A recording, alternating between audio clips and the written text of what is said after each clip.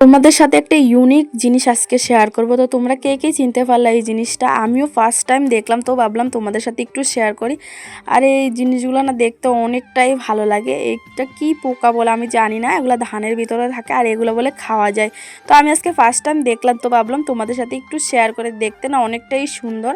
তো এখানে দেখো এটা পরিষ্কার করার পরে এরকমই দেখা যায়। আর দেখো এখানে আমাদের বাড়িটা পরিষ্কার করছিল, তো আমি একটু ভিডিও করে নিলাম। এখানে বলে ভাই খেতে বলে অনেকটাই ভালোবাসে, তো তোমাদের সাথে একটু শেয়ার করব বলে আমি একটু ভিডিও করে নিলাম। আর এটা না দেখতে খুবই সুন্দর, অনেকটাই ভালো লাগে।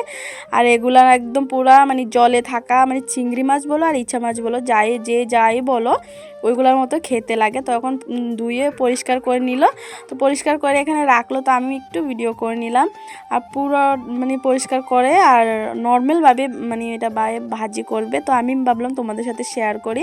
আর দেখো এখানে ভাজি করার জন্য লবণ হলুদ আর অন্য কিছুই দেয় নাই, তোমরা তোমাদের ইচ্ছা মতোই দেওয়া যায়।